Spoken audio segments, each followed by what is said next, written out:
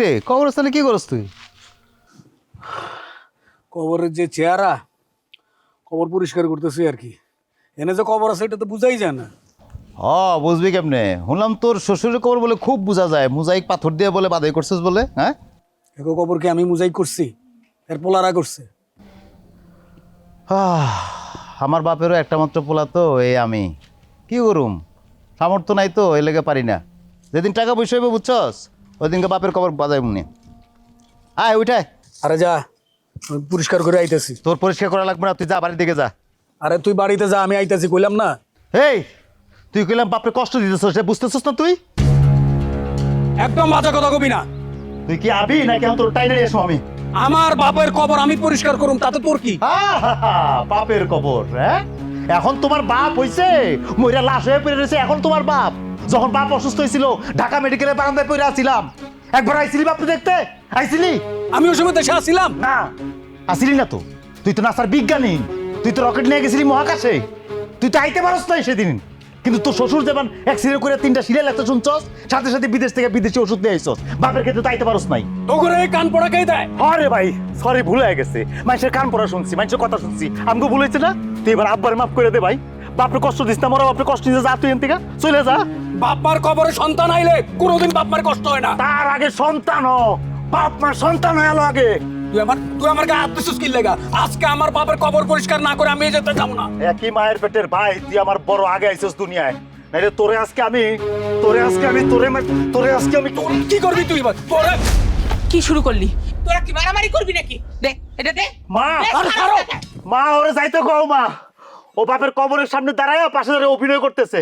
আব্বে বড় আগে কয়ে গেছিল না, ওই জন্য মাটি দিতে না আসে, তাহলে হ্যাঁ কবরের কাছে অভিনয় ক্লিয়ার করতেছে। সত্য কও, যাইতে কয় এখান থেকে। হাত পেটা, জীবনে আমার বাপে এই কথা কয় নাই, তুই বানায় কইতা যাস।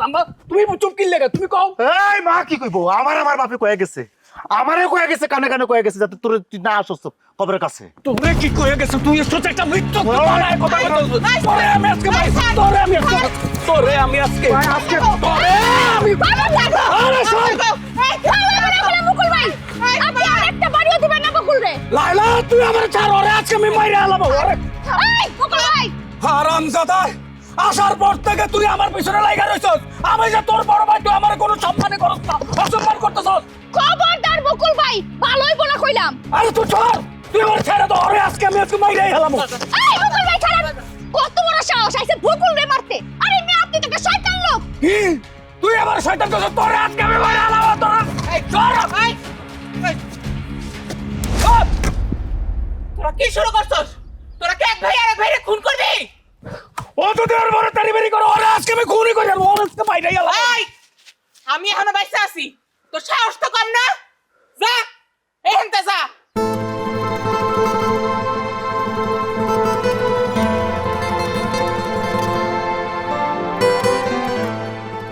মুকুল, তুমি ঠিক আছো?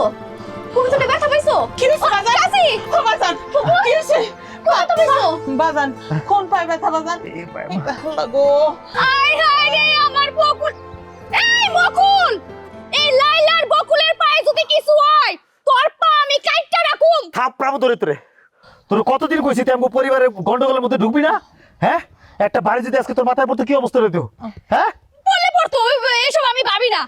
আরে তোমার তো ভালো মানুষ হইতে হবে কেন? হ্যাঁ, কত বড় সাহস এই লাইলার বকুলের পায়ে ব্যথা দিছে। আমি যে কি করব আমি বললাম কিছু জানি না। আমার ধরো ধরে খাড়াও। মা তোর তো মানে আরে আম্মা কি একা ধরতে